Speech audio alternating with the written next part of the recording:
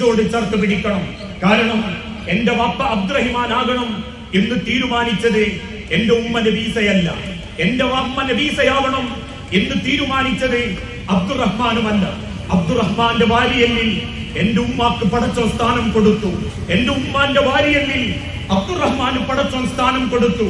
ഒരു രാത്രി അവര് ജീവിച്ചു തുടങ്ങിയപ്പോ എന്റെ പിതാവിന്റെ ശ്രമിക്കപ്പെടുന്ന കോടിക്കണക്കിന് ബീജത്തിലെ ഒരു ചെറിയ നിസ്സാര ബീജമായിരുന്ന ഞാൻ എന്റെ ഉമ്മാന്റെ ഗർഭാശയത്തിന്റെ 3 ഭിത്തികൾക്കുള്ളിലുള്ള അണ്ടത്തോട് അള്ളിപ്പിടിച്ചിട്ടുണ്ടെങ്കിൽ എന്റെ റബ്ബെന്നെ തീരുമാനിച്ചു, നിന്റെ വാപ്പ അബ്ദുറഹിമാന, നിന്റെ ഉമ്മ നബീസയ, നിനക്ക് മേലെ ഒരു പെണ്ണിനെ ഞാൻ കൊടുത്തിട്ടുണ്ട്, നിന്റെ താഴെ 2 ആൺകുട്ടികളെയും കൊടുത്തിട്ടുണ്ട്. അതാണ് റബ്ബ് പഠിപ്പിച്ചതും. ഏത് ബന്ധങ്ങളും അള്ളാഹു നമുക്ക് നൽകുന്നതാ. ആ ബന്ധങ്ങളെ ചേർത്ത് പിടിക്കാൻ നമ്മളെ കൊണ്ട് സാധിക്കണം. വിശുദ്ധ ഖുർആൻ പല രംഗത്തായി പഠിപ്പിച്ചതും ആ വാക്ക ഫസ്ലിഹു ബൈന അഖവൈക്കും. നിങ്ങളുടെ ജനങ്ങൾക്കിടയിൽ, സഹോദരങ്ങൾക്കിടയിൽ നിങ്ങൾ രഞ്ജിപ്പുണ്ടാക്കണം. ഒരിക്കലും നിങ്ങളോട് വെറുപ്പുള്ളവരോടും അലോഗ്യം കാണിക്കുന്നവരോടും അതേ മനസ്സോടെ നിങ്ങൾ ജീവിക്കരുത്.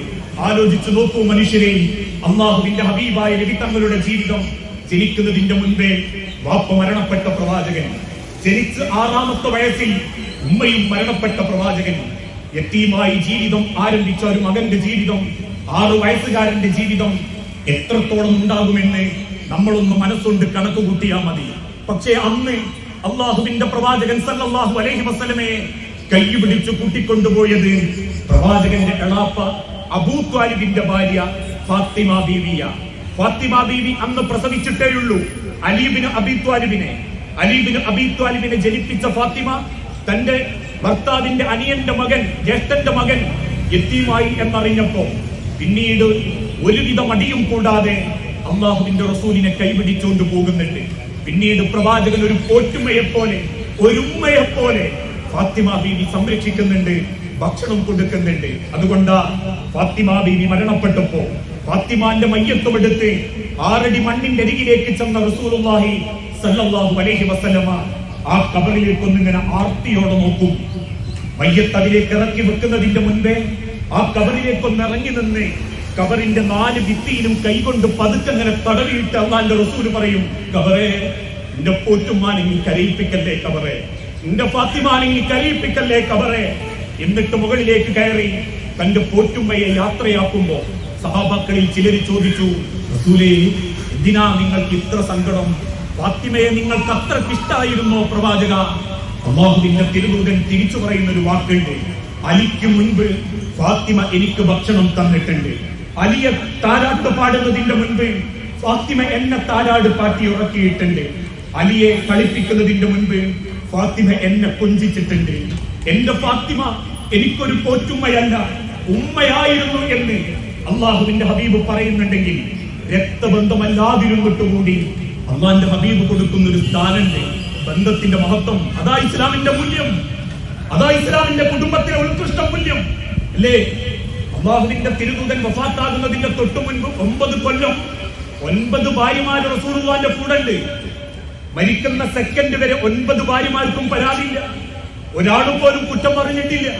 പക്ഷേ എല്ലാവർക്കുള്ള ഒരു ചോദ്യം, റസൂലേ, നിങ്ങൾക്ക് ഒരല്പം ചായ്വ് ആയിഷ ബീവിയോടുണ്ടോ എന്ന് ഞങ്ങൾക്ക് സംശയമുണ്ട്. പലരും ആ ഒരു സംശയം അള്ളാന്റെ ഹബീബിനോട് ചോദിച്ചു. ഭാര്യമാര് ചോദിക്കുമ്പോ റസൂല് മിണ്ടൂല. അള്ളാന്റെ റസൂല് പറയും, അള്ളാഹുവേ, നീ സാക്ഷി.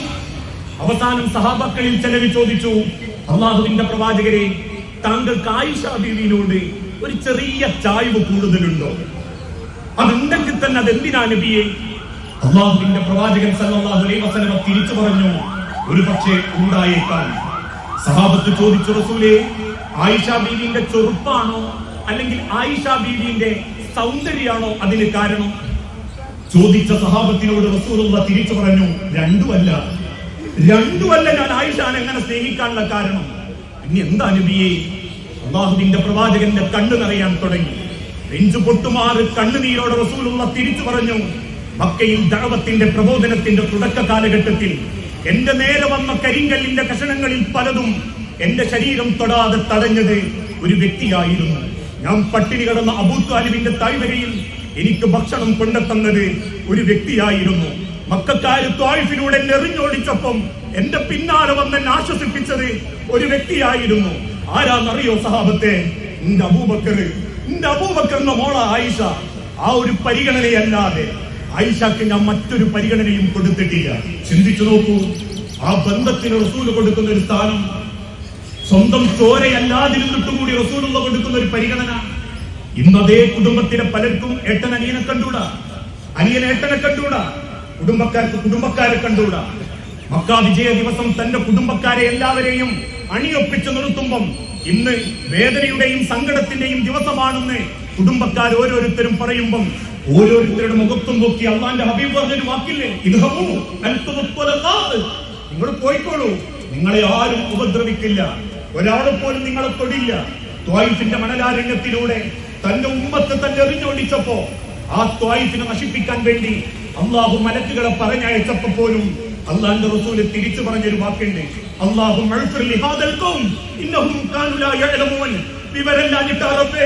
അവരെന്നോട് പക കാണിക്കുന്നുണ്ടെങ്കിൽ, വിവരല്ലാഞ്ഞിട്ടേ അവരെന്നോട് ശത്രുത കാണിക്കുന്നുണ്ടെങ്കിൽ വിവരല്ലാഞ്ഞിട്ടേ എന്ന് തിരിച്ചു പറഞ്ഞ അള്ളാന്റെ റസൂലിന്റെ ഒരു മനസ്സുണ്ട്. അതാ മനുഷ്യരെ ഇസ്ലാമിന്റെ കുടുംബത്തിന്റെ മൂല്യം, കുടുംബത്തിലെ ഒരു മുസൽമാൻ കാണിക്കേണ്ട മൂല്യാണത്.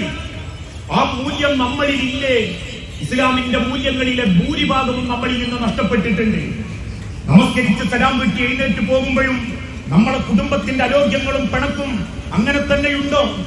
ഇസ്ലാമിന്റെ മൂല്യങ്ങളില്ല. പണത്തിന്റെയും തറവാടിത്തത്തിന്റെയും ജാതിയുടെയും പേരിൽ പരസ്പരം സ്നേഹത്തിൽ നിങ്ങൾ വേർതിരിവ് കാണിക്കുന്നുണ്ടോ? ഇസ്ലാമിന്റെ മൂല്യമില്ല. കാരണം ജാതിയുടെയോ വർഗത്തിന്റെയോ വർണ്ണത്തിന്റെയോ പേരിൽ അല്ലാഹുവിന്റെ ഹബീബ് കുടുംബത്തിൽ ഒരു വേർതിരിവ് കാണിച്ചിട്ടില്ല. കറുത്ത ബിലാലിനെയും വെളുത്ത അബ്ദുറഹ്മാൻ ബിൻ ഔഫ് റളിയല്ലാഹു അൻഹുവിനെയും ഒരുപോലെ സ്നേഹിച്ചിട്ടുണ്ട് അല്ലാഹുവിന്റെ പ്രവാചകൻ.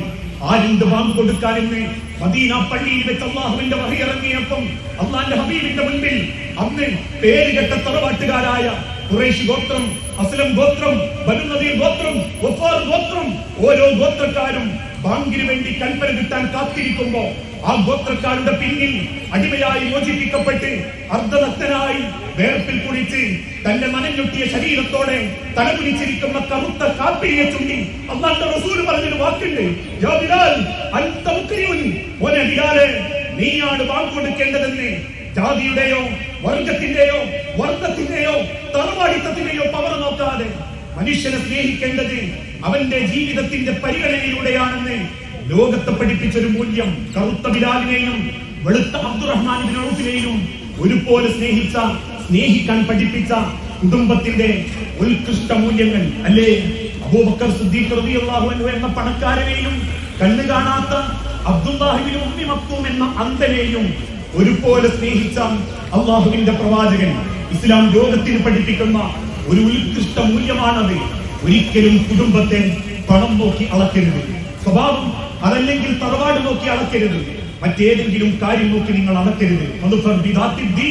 റബ്ബിനെ ഭയപ്പെടുന്ന മനസ്സാണ് ഒരാളുടെ ഏറ്റവും നല്ല സമ്പാദ്യമെന്നും സ്വഭാവമെന്നും ലോകത്തെ പഠിപ്പിച്ച ബന്ധങ്ങളുടെ ഏറ്റവും മനോഹരമായ രീതി ഈ ഉമ്മത്തിന് കാണിച്ചു കൊടുത്ത അള്ളാഹുവിന്റെ പ്രവാചകന്റെ മൂല്യം, കുടുംബത്തിന്റെ മൂല്യം അല്ലേ?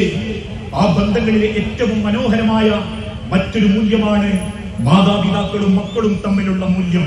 ഇന്ന് വിദ്യാഭ്യാസത്തിൽ കേരളം 1-ാം സ്ഥാനത്തേക്ക് കുതിച്ചുകൊണ്ടിരിക്കുക. എല്ലാ രംഗത്തും ഈ ഉമ്മത്ത് അല്ല കേരളം വമ്പിച്ച പുരോഗതിയിലേക്കാണ്. ഒരു കാലത്ത് കിടച്ചോടുന്ന ചീറ്റപ്പുലിയെ നോക്കി അമ്പരന്ന് നിന്നിരുന്ന കേരളക്കരയിൽ എക്സ്പ്രസ് ഹൈവേകൾ വരാൻ തുടങ്ങി. കേരളത്തിലെ കന്യാകുമാരിയുടെ മൂല മുതൽ ഇന്ത്യയുടെ തലയിലേക്ക് വരെ നീളമുള്ള റെയിൽപാളങ്ങളും റോഡുകളും വ്യാപകമാകാൻ തുടങ്ങി. മനുഷ്യന്റെ തലച്ചോറിനേക്കാൾ കഴിവുള്ള ഇന്റർനെറ്റ് കാലഘട്ടത്തിലേക്ക് മനുഷ്യൻ പ്രവേശിച്ചു. 100 വീടുകൾക്കപ്പുറത്തുള്ള വീട്ടിൽ പോയി ഫോൺ വിളിക്കാൻ കാത്തിരുന്നതിൽ നിന്ന് മാറി തന്റെ തലയണയുടെ ചുവട്ടിൽ ഗൾഫുകാരനെ കണ്ടുപിടിക്കാൻ പറ്റുന്ന ആധുനിക നൂതന സാങ്കേതിക പുരോഗതിയിലേക്ക് ഈ നാട് എത്തിയിട്ടുണ്ടെങ്കിൽ ഒരു രംഗത്ത് ഈ നാടടിയിലേക്ക് നീങ്ങിക്കൊണ്ടിരിക്കുകയാണ്. എന്ത് രംഗത്ത്? ജനിപ്പിച്ച മാതാപിതാക്കളെ അവഗണിക്കുന്ന വിഷയത്തിൽ. ഒരാഴ്ച മുഴുവൻ മക്കൾക്ക് വേണ്ടി ജീവിച്ചപ്പോ അവസാനം ആർക്കും വേണ്ടാതാകുന്ന കറിവേപ്പിലകളെ പോലെ ആ കുടുംബത്തിന്റെ തീരാ ദുരിതമായി മാറിക്കൊണ്ടിരിക്കുന്ന മാതാപിതാക്കൾ ആലോചിച്ചു നോക്കിയിട്ടുണ്ടോ? ഇന്നും മുസൽമാന് നെഞ്ചത്ത് കൈവച്ച് പറയാൻ പറ്റുന്ന ഒരു അഹങ്കാരമുണ്ട്. ഈ ലോകത്തെ ഏതൊരു അനളശാലകളും ഏതൊരു അഗതി മന്ദിരങ്ങളും ഏതൊരു വൃദ്ധസദനങ്ങളും എടുത്തു പരിശോധിച്ചോ, ഒന്നിൽ പോലും ഒരു മുസൽമാന്റെ നടത്തിപ്പുണ്ടാവുകയില്ല. പക്ഷേ ഇനി അങ്ങോട്ടുള്ള കാലഘട്ടം അപകടകരമാകുന്ന രീതിയിൽ മാറിക്കൊണ്ടിരിക്കുകയാണ്. തിരക്ക് പിടിച്ച ജീവിതത്തിനിടയിൽ മാതാപിതാക്കൾ ബാധ്യതയാ. ഒരു ഉമ്മാക്ക് വാപ്പാക്ക് 5 മക്കളെ നോക്കാൻ ഒരു പ്രശ്നവുമില്ല. ഈ ഇരിക്കുന്ന പല വാപ്പാരുടെയും ശരീരം നെഞ്ചു കലങ്ങിയത് മക്കളെ നോക്കാൻ വേണ്ടിയാണ്. എന്തിനേറെ നമ്മൾ കാണുന്ന തൊട്ടടുത്തുള്ള ഒരു കട്ടുപീടികയിൽ പോലും കാലിന്റെ നീര് വന്നിട്ടും ഒരു കുടുംബത്തെ പോറ്റാൻ ഒരു വാപ്പ നെഞ്ചു വിരിച്ചതിന്റെ ഭംഗിയാ ഓരോ മക്കളെ മുഖത്തുള്ള സൗന്ദര്യം. സ്വന്തം മക്കളെ ചേർത്ത് പിടിക്കുന്ന ഒരു ഉമ്മാക്ക് കിട്ടുന്ന ഒരു ധൈര്യം വാപ്പാന്റെ നെഞ്ചിന്റെ കാവല, വാപ്പാന്റെ ബലമാ. പക്ഷേ രായുസ് മുഴുവൻ മക്കൾക്ക് വേണ്ടി ജീവിച്ചിട്ടും മക്കളെ അറിഞ്ഞ് സ്നേഹിച്ചിട്ടും മക്കളെ പൊന്നുപോലെ കരുതിയിട്ടും അതേ മക്കളുടെ വാക്കും കേട്ട് നെഞ്ചുരുകി ജീവിക്കുന്ന 100 കണക്കിന് കുടുംബങ്ങൾ ഇന്ന് ഈ സമുദായത്തിലുണ്ട്, ഈ സമൂഹത്തിലുണ്ട്. മുസ്ലിം അമുസ്ലിം, ഹിന്ദു മുസൽമാൻ ക്രിസ്ത്യൻ എന്ന വേർതിരിവുകളില്ലാതെ. അതുകൊണ്ട് തന്നെയാ പലരും അനാഥശാലകളിലേക്കും അഗതി മന്ദിരങ്ങളിലും വൃദ്ധസദനങ്ങളിലേക്കും രക്ഷിതാക്കളെ കൊണ്ടുചേർക്കുന്നത്. വൃദ്ധസദനങ്ങളുടെ വരാന്തകളിലൂടെ സമപ്രായക്കാരുടെ കയ്യും പിടിച്ച് ആയകാലത്ത് മക്കളെ പോറ്റിയ നിറമുള്ള യാത്രകളും ഓർമ്മകളും തോളിലെടുത്ത മക്കളുടെ സന്തോഷങ്ങളും ആലോചിച്ച് ജീവിക്കുന്ന നിരവധി രക്ഷിതാക്കളെ ഇന്ന് ഈ സമൂഹത്തിൽ നമുക്ക് കാണാൻ സാധിക്കുമെങ്കിൽ എന്റെ മതം, എന്റെ ഇസ്ലാം ഇന്ന് ലോകത്തിൽ ഓതിക്കൊടുത്തു. 14 നൂറ്റാണ്ടുകൾക്ക് മുൻപ് വിശുദ്ധ ഖുർആനിന്റെ വെളിച്ചത്തിൽ വഖദാ റബ്ബുക അല്ലാ തഅബുദു ഇല്ലാ ഇയ്യാഹു വബിൽ വാലിദൈനി ഇഹ്സാന ഇമ്മാ യബ്ലുഗന്ന ഇന്നകൽ കിബറ അഹദഹുമാ ഔ കിലാഹുമാ ഫലാ തഖുൽ ലഹുമാ ഉഫിൻ വഖദാ നിന്റെ റബ്ബ് നിന്നോട് കൽപ്പിച്ചിരിക്കുന്നു, ഈ പ്രപഞ്ചത്തിന്റെ ഉപരിലോകത്ത് നിന്ന് നിനക്ക് വെള്ളം നൽകുന്ന നിന്റെ നാഥൻ, ഈ പ്രപഞ്ചത്തിന്റെ ഉപരിലോകത്ത് നിന്ന് വെളിച്ചം നൽകുന്ന നാഥൻ, ഈ പ്രപഞ്ചത്തെ സംവിധാനിച്ച് ഏകാകാശങ്ങളെയും ഭൂമിയെയും സംവിധാനിച്ച നിന്റെ നാഥൻ നിന്നോട് കൽപ്പിക്കുന്നു, നിനക്ക് കൽപ്പന തരുന്നു, അല്ലാ തഅബുദു ഇല്ലാ ഇയ്യാഹു. നീ നിന്റെ രക്ഷിതാവിനെ അംഗീകരിക്കുന്നുണ്ടെങ്കിൽ, ആ രക്ഷിതാവിനെ നീ ഏകത്വത്തിൽ അംഗീകരിക്കുന്നുണ്ടെങ്കിൽ, ആ രക്ഷിതാവിന്റെ പ്രവാചകനെ നീ സ്നേഹിക്കുന്നുണ്ടെങ്കിൽ, വബിൽ വാലിദൈനി ഇഹ്സാന, നീ രക്ഷിതാവിനെ തൃപ്തിപ്പെടുത്താൻ മാത്രം മത്സരിച്ചാൽ പോരാ, അമ്പലങ്ങളിലെ പ്രതിഷ്ഠകളിൽ മാത്രം പുഷ്പങ്ങൾ ചാർത്തിയാൽ പോരാ, പള്ളികളുടെ മുസല്ലകളിൽ നെറ്റികൾ പതിപ്പിച്ചാൽ പോരാ, മിമ്പറുകൾക്ക് മുകളിലുള്ള വാക്കുകൾക്ക് സാധുതം ചെടികൾ ചേർപ്പിച്ചാൽ പോരാ, കാബാലയത്തിന്റെ ചുറ്റും ഓടി നടന്ന് ലബ്ബൈക അല്ലാഹുമ്മ ലബ്ബൈക ചൊല്ലിയാൽ പോരാ. വബിൽ വാലിദൈൻ, നിന്റെ വാപ്പാന്റെ ഉമ്മാന്റെ മുഖത്ത് നിനക്ക് പുഞ്ചിരി ഉണ്ടാക്കാൻ പറ്റണം. അതുണ്ടാക്കാൻ നിന്നെ കൊണ്ട് പറ്റുന്നില്ലേ? ദൈവത്തെ പുഞ്ചിരിപ്പിക്കാൻ നിന്നെ കൊണ്ട് പറ്റില്ല. ഒരു ദൈവത്തിന്റെ തൃപ്തിയും നേടാൻ നിന്നെ കൊണ്ട് പറ്റില്ല. ദൈവം സ്നേഹിക്കണമെങ്കിൽ, റബ്ബ് കാവലാകണമെങ്കിൽ വബിൽ വാലിദൈനി ഇഹ്സാന, നീ നിന്റെ മാതാപിതാക്കളോട് ഏറ്റവും മര്യാദയോടെ പെരുമാറണം. അവരിൽ ഒരാളോ 2 പേരോ നിന്റെ അരികിലേക്ക് വന്നാൽ വലാ തഖുൽ ലഹുമാ ഉഫിൻ, ഒരു അവഗണനയുടെ എന്ന വർത്തമാനം പോലും നീ പറയരുത് എന്ന് പഠിപ്പിച്ച ഒരു മതമുണ്ടെങ്കിൽ അത് ഇസ്ലാം എന്ന മതമാണ്. ഇസ്ലാമിന്റെ ഇസ്സത്താണത്, ഇസ്ലാമിന്റെ ശ്രേഷ്ഠതയാണത്, മൂല്യമാണത്. നിന്റെ മാതാപിതാക്കളുടെ തൃപ്തിയാണ് റബ്ബിന്റെ തൃപ്തി എന്ന് പഠിപ്പിച്ച മതം. ഇന്നത്തെ കാലഘട്ടത്തിൽ സർവ്വ മനുഷ്യരോടും പറയാനുള്ള വാക്കത, അത് ഹിന്ദു ആയാലും മുസൽമാനായാലും ക്രിസ്ത്യാനി ആയാലും ജൂതനായാലും പാർസി ആയാലും, ഒരു മാതാവ് ഗർഭത്തിൽ ധരിക്കുന്ന കാലം മുതൽക്കല്ല, കല്യാണം കഴിഞ്ഞ സെക്കൻഡ് മുതൽ നമ്മളെ കാണുന്നതിന്റെ മുൻപേ സ്നേഹിച്ചവരാ മാതാപിതാക്കൾ. കണ്ടിട്ട് പോലും ഇല്ലാതെ സ്നേഹിച്ചവർ. ബാക്കിയൊക്കെ കണ്ടിട്ടല്ലേ സ്നേഹിച്ച്, ഭാര്യ കണ്ടിട്ടല്ലേ സ്നേഹിച്ച്, ഭർത്താവ് കണ്ടിട്ടല്ലേ സ്നേഹിച്ച്, മക്കളെ കണ്ടിട്ടല്ലേ സ്നേഹിച്ച്, അയൽവാസികളും കുടുംബക്കാരെയും കണ്ടിട്ടല്ലേ സ്നേഹിച്ച്. നിങ്ങളെ കാണുന്നതിന്റെ മുൻപേ നിങ്ങളെ സ്നേഹിച്ചു തുടങ്ങിയവരാ നിങ്ങളെ മാതാപിതാക്കൾ. ഭാര്യയുടെ ഉദരത്തിൽ എന്റെ ജീവന്റെ തുടിപ്പുണ്ടെന്നറിയുന്ന അന്നു മുതൽ ഒരു വാപ്പയും ഉമ്മയും മാതാപിതാക്കൾ നമ്മളെ സ്നേഹിച്ചു തുടങ്ങിയിട്ടുണ്ട്. അവസാനം ഇന്ന് കാണുന്ന ഈ തൃപ്തിയിലേക്കും ബലത്തിലേക്കും ഞാനും നിങ്ങളും എത്തിയിട്ടുണ്ടെങ്കിൽ ദൈവം അള്ളാഹു പറയുന്നു, നിങ്ങൾക്ക് ദൈവത്തെ തൃപ്തിപ്പെടുത്തണോ? സർവ്വ അമ്പലങ്ങളിലും പള്ളികളിലും സർവ്വ ചർച്ചകളിലും ചെന്ന് കമന്നു വീണ് ആരാധന നടത്തിയ മദീനല്ല. നിന്റെ മാതാവിന്റെ മുഖത്തുള്ള പുഞ്ചിരിയാണ് ദൈവത്തിന്റെ ചിരി. നിന്റെ പിതാവിന്റെ മുഖത്തുള്ള കോപമാണ് നിന്റെ ദൈവത്തിന്റെ കോപം.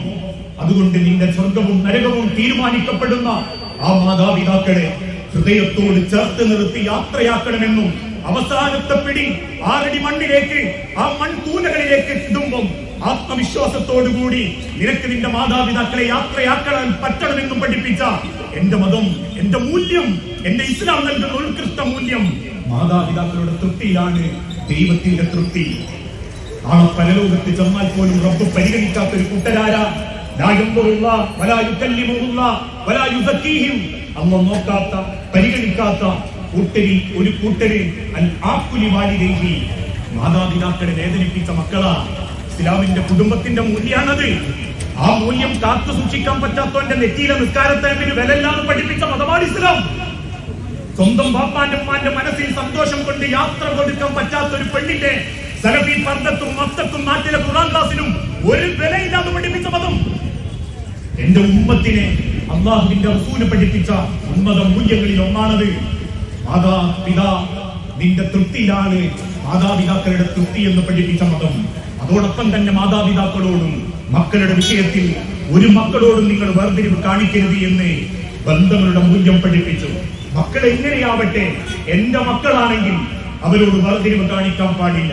ഒരുപക്ഷെ മൂത്ത മകൻ നല്ലോണം പഠിക്കാൻ കഴിവുള്ളവനാവാം, ഇളയ മകൻ പഠനത്തിൽ അത്യാവശ്യം പിന്നോട്ടാവാം, മകള് കാണാൻ കുറച്ച് തൊലിവെളുപ്പില്ലാത്തവളാകാം, മകൻ കാണാൻ നല്ല സുന്ദരക്കുട്ടപ്പനാകാം. പക്ഷേ എന്ന് കരുതി രക്ഷിതാക്കളെ മക്കൾക്കിടയിൽ നിങ്ങൾ വേർതിരിവ് കാണിക്കരുത്. എല്ലാ മക്കളെയും ഒരുപോലെ സ്നേഹിക്കണം. നിങ്ങൾക്ക് ദൈവം തന്നതാണ് മക്കളെങ്കിൽ അല്ലാഹു വിശുദ്ധ ഖുർആനിലൂടെ പഠിപ്പിച്ചില്ലേ, അല്ലാഹു ഉദ്ദേശിക്കുന്നവർക്ക് അവൻ ആണിനെ കൊടുക്കും, അല്ലാഹു ഉദ്ദേശിക്കുന്നവർക്ക് അവൻ പെണ്ണിനെ കൊടുക്കും. 3 പെൺമക്കളുള്ള വാപ്പാരാണോ സ്വർഗത്തിന്റെ വാതിലുകൾ തുറക്കപ്പെട്ടെന്ന് പഠിപ്പിച്ച ലോകത്തെ ഏത് മതം? എന്റെ പരിശുദ്ധ ഇസ്ലാമാ. 2 പെൺമക്കൾ ഉണ്ടാവുകയും ആ പെൺമക്കളെ പോറ്റാൻ വേണ്ടി ഒരു വാപ്പ അധ്വാനിച്ച് ആ പെൺമക്കൾക്ക് ഒരു വഴി കാണിച്ചു കൊടുത്തിട്ടുണ്ടെങ്കിൽ മാതാപിതാക്കളെ നിങ്ങൾക്ക് സ്വർഗത്തിലേക്കുള്ള വഴി തുറക്കപ്പെട്ടു എന്ന് പഠിപ്പിച്ച സ്ത്രീയുടെ ഉന്നമനത്തിനും സ്ത്രീ ശാക്തീകരണത്തിനും സ്ത്രീത്വത്തിനും വേണ്ടി ലോകത്തിന് മതവിധികൾ അവതരിപ്പിച്ചു കൊടുത്ത ഒരു മതമുണ്ടെങ്കിൽ അതെന്റെ ഇസ്ലാം മാത്രമാ. പിതാ രക്ഷിതി കൗമാരേ, ഭർത്താ രക്ഷിതി യൗവനേ, പുത്രോ രക്ഷിതി വാർദ്ധക്യേ, സ്ത്രീ സ്വാതന്ത്ര്യമർഹിതി. പിതാ രക്ഷിതി കൗമാരേ, കൗമാരത്തിൽ പിതാക്കന്മാര് പൊന്നുപോലെ നോക്കണം. ഭർത്താ രക്ഷിതി യൗവനേ, യൗവനത്തിൽ ഭർത്താക്കന്മാര് നോക്കണം, അല്ലെങ്കിൽ വാർദ്ധക്യത്തിൽ മക്കൾ നോക്കണം. സ്ത്രീ സ്വാതന്ത്ര്യമർഹിതി. പെണ്ണിനെ നിങ്ങൾ ഹനിക്കരുത്, പെണ്ണിനെ നിങ്ങൾ വെറുക്കരുത്. ഒരു പെണ്ണിന്റെ ഉദരത്തിലാണ് ഈ ഭൂലോകത്തിന്റെ സൃഷ്ടിപ്പെന്നും ഈ ഇരിക്കുന്ന ആണുങ്ങളെല്ലാം ഒരു ഉമ്മാന്റെ വയറ്റിൽ കിടന്നവരാണെന്നും ആണുങ്ങളെ നിങ്ങളുടെ വയറ്റിൽ ഇന്നുവരെ ഒരു പെണ്ണ് കിടന്നിട്ടില്ലെന്നും അതുകൊണ്ട് തന്റെ വിടവാങ്ങൽ പ്രസംഗത്തിൽ പോലും തന്റെ ഉമ്മത്തിന്റെ മുഖത്ത് നോക്കി അല്ലാഹുവിന്റെ ഹബീബ് പറഞ്ഞൊരു വാക്കുണ്ട്, വഅലൈഹിന്ന നിസാഉകുൻ വഅലൈഹിന്ന നിസാഉകുൻ ഹഖ്കുൻ. നിങ്ങളുടെ പെണ്ണുങ്ങളുടെ മേലെ നിങ്ങൾക്ക് കടമകളുണ്ട്. അവളെ കണ്ണു നിറയാതെ, അവളെ മനസ്സ് വേദനിക്കാതെ, നെഞ്ചോട് ചേർത്ത് പ്രാണന്റെ വായു പോലെ നിങ്ങളെ കൊണ്ട് ജീവിക്കുന്ന പെണ്ണെന്ന വർഗത്തെ ഒരിക്കലും ഹനിക്കരുത് എന്ന് പഠിപ്പിച്ച എന്റെ മതം എനിക്ക് തന്ന മൂല്യമാണത്. പെണ്ണിനെ ബഹുമാനിക്കാൻ പഠിപ്പിച്ച മതം, പെണ്ണിനെ ബഹുമാനിക്കാൻ പ്രേരിപ്പിച്ച മതം, പെണ്ണിന് സ്വത്തവകാശം കൊടുത്ത മതം, പെണ്ണിന്റെ കാലിന്റെ ചുവട്ടിലാണ് സ്വർഗം എന്ന് പഠിപ്പിച്ച മതം, പെണ്ണിന്റെ ഉദരത്തിലാണ് ലോകത്തിന്റെ തുടിപ്പെന്ന് പഠിപ്പിച്ച മതം. അതെന്റെ ഇസ്ലാം എനിക്ക് നൽകുന്ന മൂല്യമാ. ആ പെണ്ണിനെ ഉമ്മയെ പോലെ നീ സ്നേഹിച്ചുകൊണ്ട് നടക്കണം എന്ന മഹത്തായ സന്ദേശമുണ്ടെങ്കിൽ മക്കൾക്കിടയിൽ പോലും ആ വേർതിരിവ് കാണിക്കാൻ പാടില്ല. ഏതുവരെ? അനന്തര സ്വത്ത് വീതിക്കുന്ന സമ്പത്ത് വരെ, അനന്തര സ്വത്ത് വീതിക്കുന്ന സമയത്ത് വരെ പെൺമക്കൾക്ക് കൊടുക്കാതെ ആൺമക്കൾക്ക് എഴുതി വെക്കുന്ന വാപ്പാരുണ്ട്. പെൺമക്കൾക്ക് മാത്രം കൊടുത്ത് ആൺമക്കൾ ആൺകുട്ടികളല്ലേ നയിച്ചുണ്ടാക്കട്ടെ എന്ന് പറയുന്നവരുണ്ട്. അതല്ലെങ്കിൽ ചില മക്കൾക്ക് കൊടുക്കാതെ ആ മക്കളെ പ്രയാസപ്പെടുത്തുന്ന സ്ഥലങ്ങൾ കൊടുക്കുന്നവരുണ്ട്. ഇതൊക്കെ പല കുടുംബങ്ങളിലുണ്ട്. ഒന്നുകിൽ ജ്യേഷ്ഠൻ ബാപ്പാനെ സ്വാധീനിച്ച് സ്വത്തേക്കെടുക്കും, അളിയനും പെങ്ങളും കൂടി ബാപ്പാനെയും മനെയും കൂട്ടിക്കൊണ്ടുപോയി കള്ളപ്പെട്ട് സ്വത്തുണ്ടാക്കിയെടുക്കും. അവിടെ പോലും രക്ഷിതാക്കളോട് അള്ളാന്റെ ഹബീബ് പറഞ്ഞൊരു മതമുണ്ട്, ഇസ്ലാമിന്റെ കൽപ്പന. രക്ഷിതാക്കളെ, നിങ്ങൾ അള്ളാനെ ഭയപ്പെട്ട് ജീവിക്കുകയും പടച്ചോന്റെ സ്വർഗത്തിന് വേണ്ടി മത്സരിച്ച് ജീവിക്കുകയും ചെയ്തിട്ടുണ്ടെങ്കിൽ പോലും മരിക്കാൻ നേരത്ത് അനന്തര സ്വത്തിൽ നിങ്ങൾ എന്തെങ്കിലും ഒരു കള്ളത്തരം കാണിച്ചാൽ, അറിഞ്ഞുകൊണ്ട് കള്ളത്തരത്തിന് കൂട്ടുനിന്ന മക്കളുടെ നിങ്ങൾ വേർതിരിവ് കാണിച്ച് സ്വത്തിൽ നിങ്ങൾ ഒരു അന്യായം ചെയ്ത ഏതെങ്കിലും മക്കളോടുള്ള സ്നേഹം കൂടുതലുണ്ട്, ഏതോ മരുക്കളോട് മോങ്കറ്റിയ പെണ്ണിനോടുള്ള വെറുപ്പുണ്ട്, നിങ്ങൾ ഏതെങ്കിലും മക്കളോട് അനന്തര സ്വത്തിൽ അക്രമം കാണിച്ചാൽ ആ വാപ്പന്മേൽ നരകത്തിലാണ് പഠിപ്പിച്ച മതമായി ഇസ്ലാം. അതിന്റെ ഇസ്ലാമിന്റെ ഇസ്സത്ത ഒരു മക്കളെയും മറ്റൊരു കണ്ണോടെ കാണരുതെന്ന് പഠിപ്പിച്ച മതം, ഒരു മക്കളെയും വേർതിരിച്ച് കാണരുതെന്ന് പഠിപ്പിച്ച മതം. മാതാപിതാക്കളെ എങ്ങനെ സ്നേഹിക്കാൻ മക്കൾക്ക് ബാധ്യത ഉണ്ടോ അതുപോലെ തന്നെ മക്കളെ കാണാനും മാതാപിതാക്കൾക്ക് അതേ രീതിയിലുള്ള മര്യാദകളും ബാധ്യതകളും ഉണ്ടെന്ന് പഠിപ്പിച്ച മതം. സഹോദരങ്ങളെ, ഇസ്ലാമിലെ കുടുംബം ഉത്കൃഷ്ട മൂല്യങ്ങളാണ്. അതിന്റെ നേർക്ക് നേരെ അറിഞ്ഞാൻ പറ്റിയാൽ ഇന്ന് പലരും ഇസ്ലാമിന്റെ നേരെ കുതിര കയറാറില്ലേ? മുഹമ്മദ് നബി എന്തിനാ 10-ലധികം കല്യാണം കഴിച്ചത്? മുസ്ലിങ്ങളിൽപ്പെട്ട ചില ആളുകൾ പോലും പറയാറുണ്ട്, മുഹമ്മദ് നബി ആ കെട്ടൽ കെട്ടിയിട്ടില്ലായിരുന്നേ, ശത്രുക്കളോട് നമുക്കൊന്ന് പറഞ്ഞിട്ടാണ് ഒരു എളുപ്പമായിരുന്നു. അറിഞ്ഞിട്ടുണ്ടോ റസൂലുള്ളാഹിന്റെ കല്യാണത്തെ പറ്റി? ഇന്ന് ചില കുടുംബത്തിലുള്ള പെണ്ണിനെ പറ്റിക്കാൻ മറ്റൊരുത്തന്റെ വീട്ടിൽ പോയി പെണ്ണാലോചിച്ച് സ്വത്ത് മോഹിച്ച് കെട്ടുന്ന കെട്ടലല്ല ഇസ്ലാം പഠിപ്പിച്ച വിവാഹം. അല്ലെങ്കിൽ കെട്ടിക്കൊണ്ടുവന്ന പെണ്ണിന്റെ വാപ്പാനെ പാഠം പഠിപ്പിക്കാൻ വേണ്ടി കെട്ടിക്കൊണ്ടുവരുന്ന സമ്പ്രദായമല്ല. അല്ലാഹുവിന്റെ ഹബീബ് കല്യാണം കഴിച്ചപ്പോ ആയിഷ ബീവി അല്ലാത്ത മുഴുവൻ സ്ത്രീകളും പ്രവാചകന്റെ ഉമ്മഹാത്തുൽ മുഅ്മിനാത്ത് നമ്മുടെ ഉമ്മമാര് ഒന്നുകിൽ വിധവകളാ അല്ലെങ്കിൽ വൃദ്ധകളാ.